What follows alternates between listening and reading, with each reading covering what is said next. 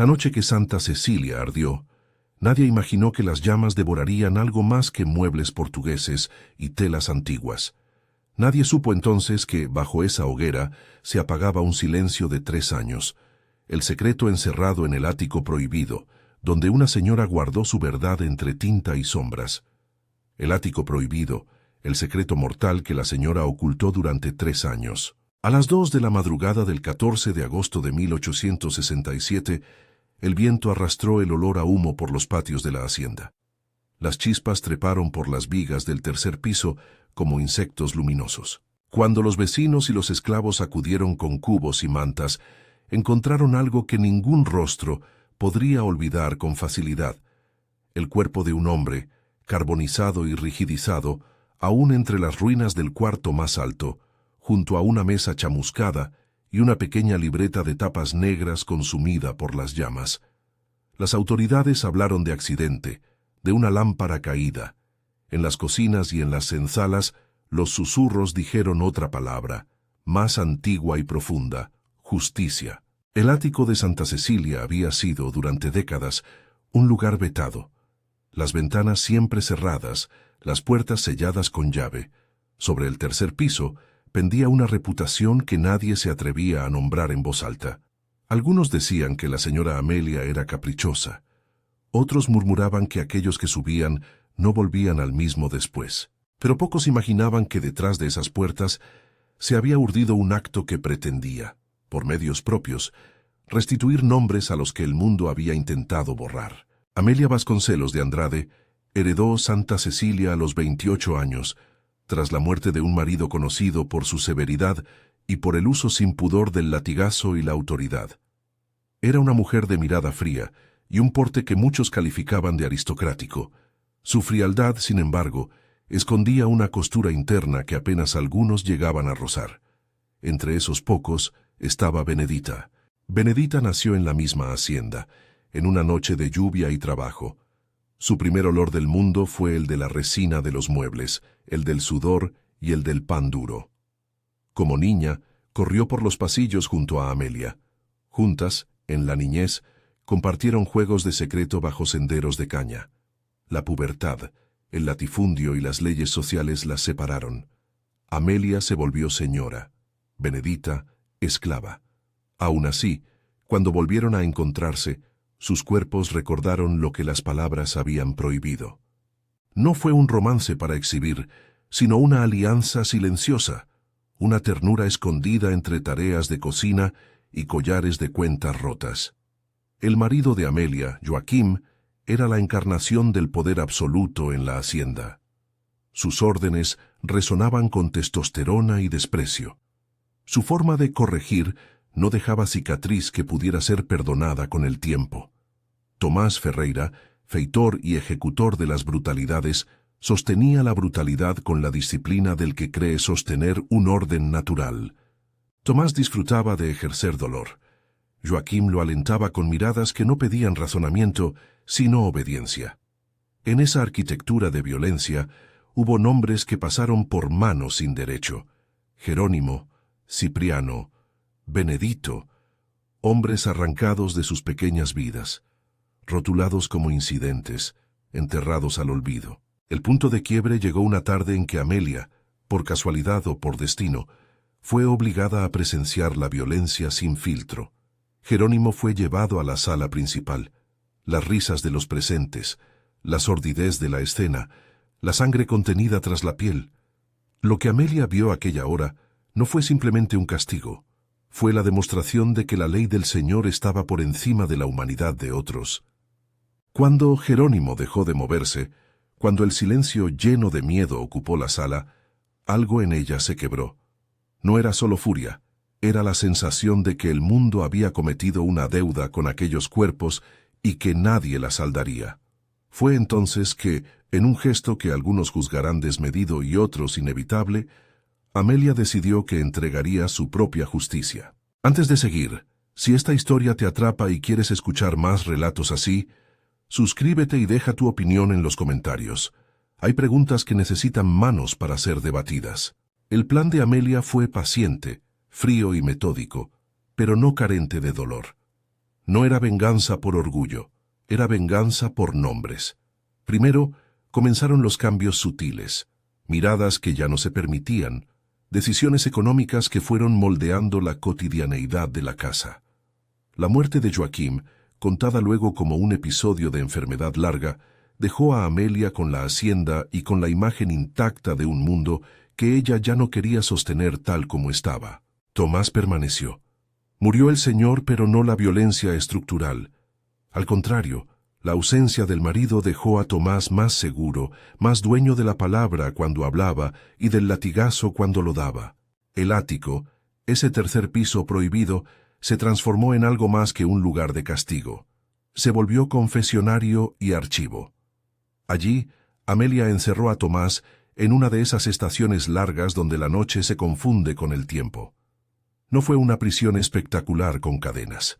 Fue un cuarto sin relojes donde la luz de una vela marcaba los días y las noches. Desde abajo, en la cocina o en los corredores, se oía el crujir de la madera y a veces voces bajas que nadie podía catalogar del todo.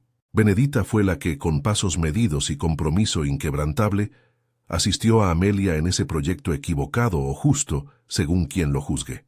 En la soledad del ático, Amelia extrajo de Tomás confesiones, no mediante un espectáculo de tortura indecible, sino por el desgaste lento de la convivencia forzada y las conversaciones que obligan a mirar a quien antes se miraba con superioridad. Las confesiones llegaron fragmentadas, nombres susurrados, lugares donde la tierra había tragado cuerpos, pequeñas historias que parecían ir perdiéndose en el tiempo. Amelia tomó nota. Convenció a Benedita para que la ayudara. Juntas, en la penumbra, registraron cada nombre en una libreta de cubierta negra, la caderneta. En esas hojas se escribirían, con tinta temblorosa y fija, Jerónimo, Cipriano, Benedito, y otros 17 nombres más. Cada entrada era una restitución, no un juicio legal, pero sí una señal de memoria. A medida que los meses se convirtieron en años, el ritmo en la hacienda cambiaba. La vida cotidiana no dejó de existir. La molienda, la siembra, las voces de los niños corriendo entre las sombras. Pero en el ático transcurría otra medida del tiempo, más secreta y más precisa. Se hablaba de pequeñas enfermedades que consumían a Tomás, que lo debilitaron. Se hablaba de visitas nocturnas, de vigilias con velas, de páginas numeradas que con el tiempo sumaron 127. Esa libreta no era un arma en sí misma, sino un registro. En ella, junto a cada nombre, había una anotación mínima: lugar, fecha, hechos. No siempre había claridad en los detalles. Muchas veces bastaba el nombre para que el recuerdo retornara a quienes lo oyeran. Hubo noches en las que la relación entre Amelia y Benedita se consolidó más que nunca. No por un gesto grandilocuente, sino en la rutina. Una mano que ofrecía agua, una mantilla compartida, palabras apenas pronunciadas contra el miedo. Benedita no era una ayudante pasiva, fue un pilar. Ella conocía las entrañas de la hacienda, conocía la lista de los que habían sido arrancados de los suyos, sabía dónde las noches eran más frías y dónde se guardaban las cenizas de aquello que se quería olvidar. Su lealtad no nació solo de la intimidad, sino del dolor compartido. La diferencia de condición no borró la ternura, la hizo clandestina y por eso invulnerable a los chismes. En el relato que circuló después, se intentó presentar a Amelia como una asesina fría que jugó con la vida de un hombre hasta convertirlo en fuego. Esa versión simplifica y criminaliza una historia compleja. Lo que pasó en el ático fue un proyecto moral que confundía justicia y venganza, memoria y eliminación. Amelia sostuvo que escribir los nombres en la caderneta era ofrecer reparación a quienes ya no podían contar su historia. Para algunos, la caderneta fue la última voz de los que fueron silenciados. Para otros, una prueba de que la ley tenía límites que algunas personas creían tener derecho a cruzar. Los 3 años en que el ático funcionó como archivo y celda contuvieron momentos de tensión que encendieron la atmósfera de la hacienda. Miniganchos de rumores se esparcieron. «Esta es la confesión que cambió todo», solía decir alguien en la cocina, antes de que la frase se disolviera en el vapor de la olla. Palabras sueltas de la libreta fueron mencionadas. Cipriano, enterrado debajo de la ceiba, o Benedito, nunca nombraron su tumba. Esas referencias, más que pruebas, eran hilos que conectaban a quienes tenían memoria con quienes habían intentado borrar la historia. Hubo un invierno en que la casa se cerró sobre sí misma. Tomás, ya consumido por lo que la gente llamó enfermedad, se mostraba demacrado y silencioso. En el ático, las velas duraban menos y las manos escribían más. Amelia, en sesiones largas, le pidió una a una las palabras que ella necesitaba para completar su cuaderno. A veces la confesión venía empañada por la negación, otras por remordimientos que llegaron demasiado tarde. Luego de 127 páginas y 17 nombres, la libreta parecía un mapa del daño cometido, una cartografía de cuerpos sin epitafio oficial. El clímax de esa historia llegó una noche en que todo se precipitó. No fue un único acto premeditado con teatralidad, sino una serie de movimientos que culminaron en un final violento y final. La libreta se cerró. Tomás, en su debilidad, pronunció los últimos nombres. Amelia y Benedita, al unísono de una decisión que solo ellas podían entender, ejecutaron lo que creían necesario. Aquella madrugada, mientras las chimeneas arrojaban brasas al cielo, el ático se convirtió en un lugar de juicio y de consumación. Lo que sucedió allí no es fácil de describir sin caer en la tentación de la excusión. Bastará decir que la vida de Tomás terminó en ese cuarto, y que el ruido del fuego en el interior y en el exterior tapó lo que quedaba por decir. Lo que vino después fue una acción calculada para borrar huellas y permitir que la casa siguiera en pie ante el mundo exterior. La señora y su compañera prendieron fuego en el ático, no con un ánimo de espectáculo, sino como una manera de limpiar y enterrar pruebas reales o simbólicas. El fuego consumió las tablas, las cortinas y, sobre todo, la memoria corporal de aquello que había ocurrido. Entre las llamas la caderneta fue parcialmente dañada. Sus hojas más preciadas quedaron manchadas, algunas legibles, otras reducidas a una masa de tinta y ceniza. La hacienda fue puesta en venta semanas después, como quien vende un objeto que no desea volver a mirar. La versión oficial de los hechos fue simple y eficiente: un accidente provocado por una lámpara, la muerte de un hombre culpable de exceso de bebida, la pérdida de unos documentos por el fuego. Pocos se atrevieron a contradecir ese relato.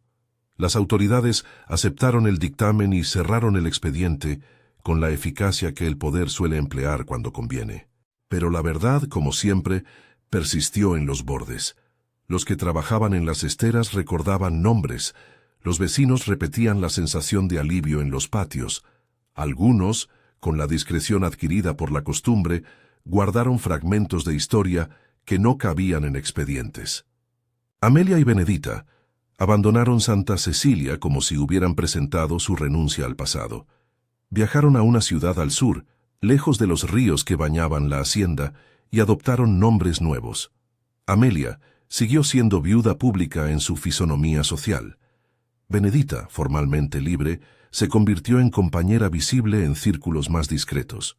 Vendieron el inmueble, repartieron bienes en silencio y se instalaron en una casa con balcones, donde la gente las miraba con curiosidad y a veces con condescendencia.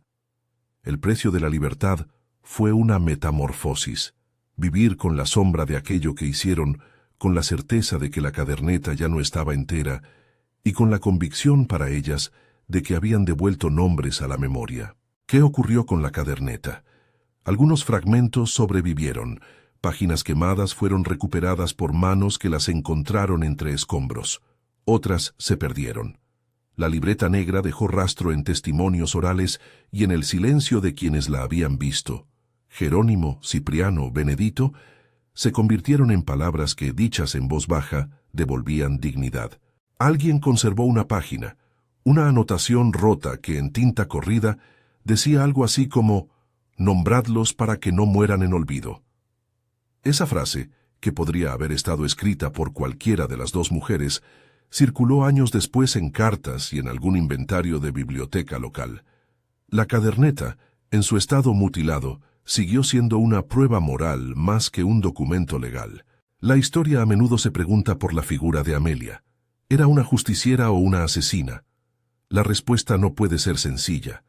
Ella asumió un papel que la ley no le ofrecía. Tomó decisiones que quebrantaron normas y que, al hacerlo, pusieron en riesgo su propia humanidad. Para muchos de los que vivieron la época, su acto fue un sacrilegio.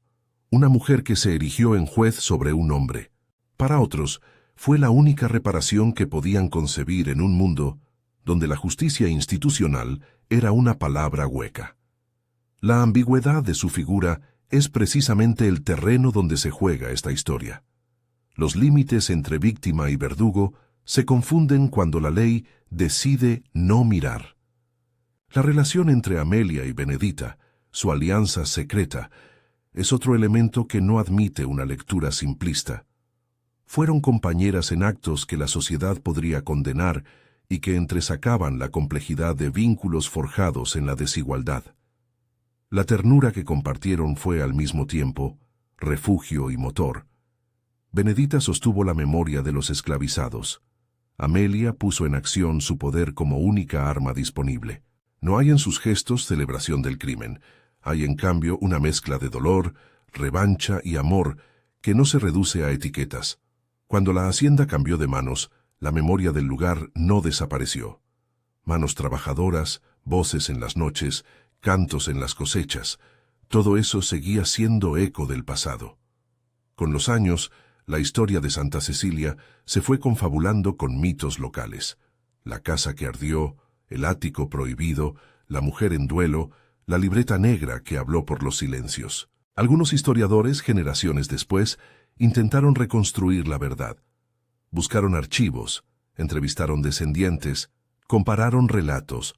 La caderneta, rota en su centro, ofrecía fragmentos que se incorporaron a libros y a exposiciones, pero nunca con la integridad que un juicio hubiera exigido. En la ciudad al sur, Amelia envejeció con la calma de quien ha decidido que no contará todo. Benedita envejeció con la paciencia de quien ha aprendido a llevar el peso de los nombres. Ninguna de las dos buscó el perdón público. Vivieron, eso sí, con ese acuerdo tácito de que lo hecho había devuelto algo importante. Los nombres ya no estaban perdidos del todo. A veces paseaban por mercados y alguien, reconociéndolas o no, murmuraba algo que las miradas antiguas recogían con una mezcla de alivio y aprensión. La historia de Santa Cecilia no pretende dictar una moral. Más bien, plantea preguntas que atraviesan nuestra propia sensibilidad. ¿Qué es la justicia cuando la institución falla?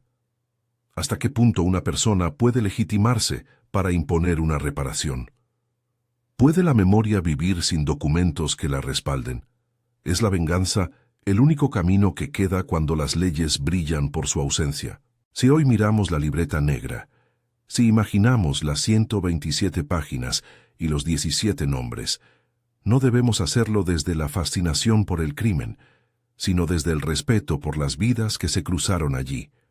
Jerónimo, Cipriano, Benedito, no son meros rótulos de un guión. Son hombres que existieron, trabajaron, amaron y fueron truncados. La caderneta pretendía devolverles una voz. El fuego quiso borrar esa voz, pero el rumor de los nombres persistió. En la larga sombra de esa historia hay un acto que no podemos ignorar: el incendio del ático. Fue, a ojos de la ley, un accidente. Fue, para Amelia y Benedita, limpieza y cierre. Fue, para los demás, un símbolo de que la memoria puede ser sacrificada para preservar la propia vida. En cualquier caso, el ático prohibido dejó de ser un lugar físico para convertirse en metáfora, el territorio interior donde se guarda aquello que el mundo no admite. Al final, lo que queda es la pregunta que atraviesa a todo lector y espectador. ¿Qué harías si te enfrentases a una injusticia que la ley ignora? ¿Elegirías el silencio o la acción? En el caso de Amelia, la acción fue ambivalente, cargada de amor y de violencia, de restauración y de destrucción. Ella devolvió nombres, pero a costa de su calma y de la vida de otro ser humano. Hoy te dejamos ese dilema abierto. ¿Fue Amelia una justiciera que hizo lo que debía para que los olvidados recuperaran su dignidad? ¿O fue una asesina que puso su mano sobre la vida como cualquier otro poder opresor? Dínoslo abajo, heroína o villana. Y si quieres seguir con historias que exploran secretos antiguos y las preguntas morales que los acompañan, suscríbete para no perderte el próximo relato. El ático prohibido sigue ardiendo en nuestra memoria. Las cenizas guardan palabras y los nombres siguen llamando.